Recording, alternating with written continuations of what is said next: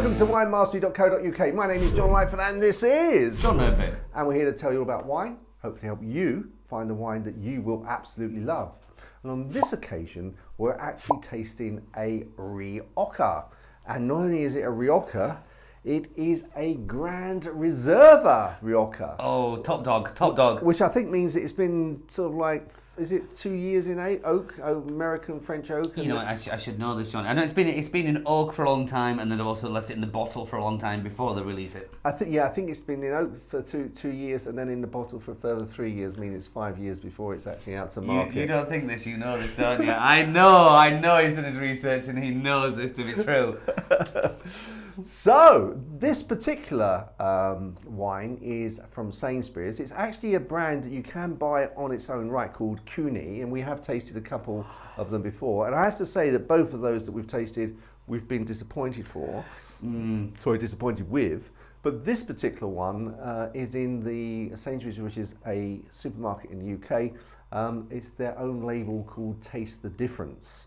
So, they're buyers, and we've tasted some really nice Sainsbury's wines with their own brand, Taste the Difference. So maybe, you know, this one is going to break the trend of... Well, fingers crossed, John. Fingers crossed, because I like Rioja. Rioja's my favourite. So I'm really quite excited to get into this. Taste the Difference, Grand Reserva. These things, speak to me. Speak to you. They speak to me. You feel them. I do. So I'm raring to crack on. So should we have a look at the colour first? Let's do it. Well, that's got a little bit of a browny tinge, hasn't it? And that sort of slight purple. Yeah, definitely. It's like you said. Your rim is evident, I think. It's that time of night. No, it's got a dark purpley colour and also quite dense. Yes. Not overly dense. No. But dense nevertheless. Yeah. I mean, because we have tasted Riojas, tell me if I'm wrong, they're actually a lot denser than that in colour. Yes, yeah, definitely. I mean, you can still see through there. Yeah. With the lights there. Yeah, and some just wouldn't have been able to. No. Okay. Should we have a look at not have a look, should we have a smell of the nose? Let's have a go at the nose, yeah. Okay. Well, it's not giving a lot, is it? Subtle, very subtle. Which is not what I particularly want from it. I want that to hit me. You expect Rioja to be a powerful, in-your-face wine. Especially Grand Reserva. Uh-oh. I didn't understand that. It's a new phone, it does things. I don't understand. Right. It doesn't understand that. Sorry. Grand Rioja, no. For a Grand Reserva though, I mean, obviously I drink a lot of Rioja, and that is subtle. I'll use that as a nice word. So I think we should get stuck in, because it's not giving much up there. Just can you get any what you would call as leather? I don't associate it with leather, but it's a smell I think sometimes you... Yeah, I know the one you mean. But there's not... I mean, even getting right in there, there's not much to... There's none of your Parma Violet that you sometimes say you get from Rioja? No. No, it's not giving up. Well, the only thing we've got to do is get in for the taste then. Let's go for it, John. Okay. Nah, this is again very disappointing. I've been quite excited about this evening because it's all Rioja we're tasting, and nothing's really got there yet. The nose on there, there's a hint of Rioja. It's not overly powerful. It's not something that I immediately, for £12 think, oh, there's my Rioja. There it is. Don't get that, and then on the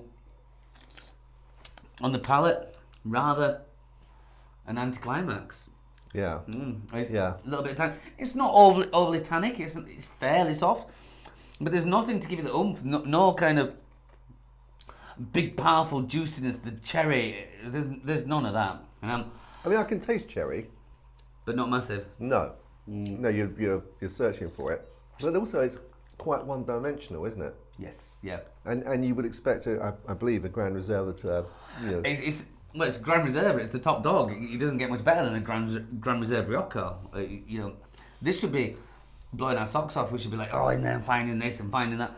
But like you said, one-dimensional is not acceptable for a Grand Reserva Rioja. No. And at £12, definitely not. Definitely not. Definitely not. Oh dear. Oh dear. John. Oh dear. So. Dear.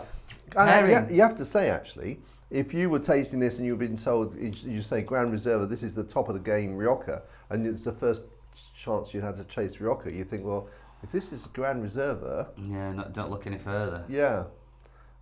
Anyway, I guess we should at least try and pair it with something. Okay, I'm going to go straight ahead and say Comté with this one. It's French cheese. It's a hard cheese. A lot of people describe it as their cheddar style. It's a little bit smoother in texture than our cheddar. Harder, smoother, and I'd say like sweeter. And I think that little bit of sweetness would help this Rioja. Do you mean it's like the James Bond of the cheddar well? That's exactly what it is, John. Exactly. But other than that, you're not gonna, you don't. Again, this is gonna be overpowered. Yeah, yeah. Food. Again, if you're going to try this, you're not going to go in for some really, really tasty or spicy dishes.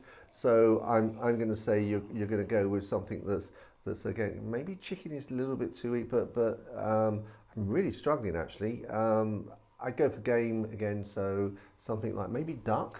Yeah. Yeah. Duck. Yeah, I'm good with that. Maybe duck. Maybe pheasant. But I'm really struggling. Steak wouldn't be any good. No. A stew wouldn't be any good. Maybe a vegetable stew if you were just, you were sort of, I'm not sure if this is vegan or not, but probably not. No, probably not. Probably not. So yeah, I'm struggling to be honest. Well, okay, let's come away from there and let's have a look at the score. Okay, the score. It's £12. We've got to take. We always have to come. I know it'd be all right. It'd be all right. Have another glass. That just remind me. No. Okay, so do you want me to go first? You can do. I've got a number in my head already. Well, I've got. You go first because I'm still. I'll go 70. Well, it's not. I was going to say 72, but actually thinking about that is quite generous. From what I should have thought that through a little bit more because I don't think 72, £12 bottle of wine, which we're saying is mediocre at best. 72 is quite a good score, isn't it? I'll come down to 70 with you. Yeah? Yeah, I think so, yeah. Oh dear, well, so, I mean, I don't know what it is in terms of the profile of the Cune wine. Maybe it's just, maybe you guys will love it. But for both of us, every Cune wine we've tried, we've been disappointed with, unfortunately, sad to say. But there we have it. So obviously you're not going to, if you would pass this, you would pass this on. You wouldn't, if someone bought this to you. Yeah. And I guess if someone came in and said, would you like to sell this in your shop? It'd be a definite no from me. There's no way I could wholeheartedly and honestly sell that as a £12 bottle of wine as something that was good or something that I would recommend. I couldn't possibly recommend that for £12. No. Okay, well there we have it. So guys, feel free to try it if you like, if you're in the UK, because I think you can only buy this particular blend or this particular Rioja in the UK. Give it a try. If you believe we're wrong, just put it in the comments below. We're totally prepared to accept that. It is down to each individual's taste profile. Of course it is. So, until the next time, when hopefully we're going to find a Rioja that we both like. Fingers crossed. Fingers crossed.